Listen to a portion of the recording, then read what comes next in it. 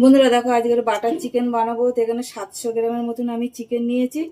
তো চলো তার আগে চিকেনে মশলা মাখাবো।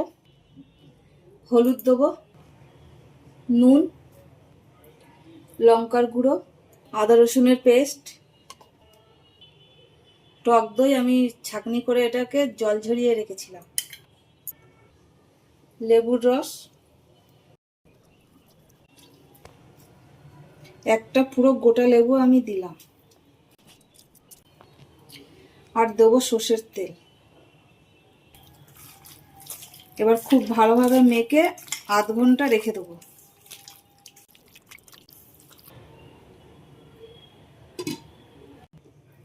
আর দেখো এখানে বাটার চিকেনের জন্য মশলা নিয়েছি কাজু বাদাম, এখানে আছে আদা রসুন দুটো মিক্স করা আছে, এই যে আদা আর এই যে রসুন, আর এখানে একটা বড় সাইজের পেঁয়াজ আমি কেটে নিয়েছি, আর এখানে দুটো টমেটো আছে।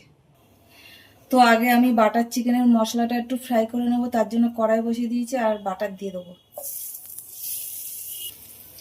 তো ফোড়নে দেবো গোটা গরম মশলা, গোলমরিচ, এবার এইগুলো সব দিয়ে দেবো। এবার মশলাটা ভাজার জন্য খুব ভালো করে নেড়ে দেবো।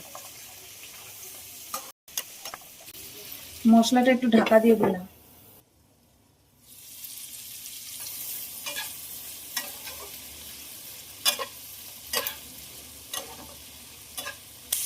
তো মশলাটা ভাজা হয়ে গেছে, আর এবার নামিয়ে নেব। ঠান্ডা করে এটাকে পেস্ট বানাবো। আবারও কড়াই বসিয়ে দিয়েছি আর দিয়ে দেবো বাটার। এবার চিকেনগুলো ভাজার জন্য দিয়ে দেবো। চিকেনগুলো উল্টে দেবো। তো চিকেনগুলো ভাজা হয়ে গেছে, আর এবার উঠিয়ে নেব। তো চিকেনগুলো ভাজা হয়ে গেছে, আর যে মশলাটা ভেজে পেস্ট করেছে ওটা দিয়ে দেবো।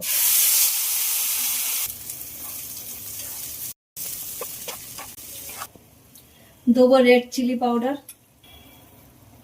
নুন, স্বাদ মতন চিনি,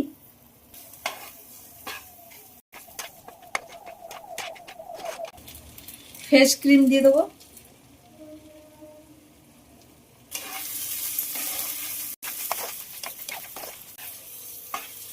তো মশলাটা খুব ভালোভাবে ভাজা হয়ে গেছে। জল দিয়ে দিলাম, মিক্সির বাটি ধোয়া জল।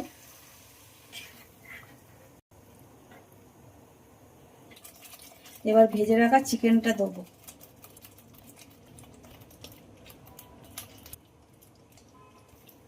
এবার ফোটার জন্য ঢাকা দিয়ে দেবো।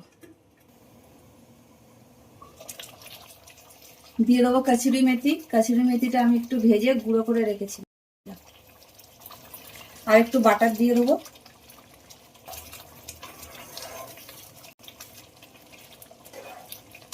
সবকিছু দিয়ে আবারও খুব ভালো করে মিশিয়ে দিলাম। তো বাটার চিকেনটা আমি আর একটু 5 মিনিটের জন্য ঢাকা দিলাম, তারপর নামিয়ে নেব। তো বন্ধুরা দেখো বাটার চিকেন কিন্তু একদম হয়ে গেছে। তো চলো আবার অন্য কোনো ভিডিও তোমাদের সাথে আমার দেখা হবে। আর তোমরা সবাই ভালো থাকবে, সুস্থ থাকবে। টাটা।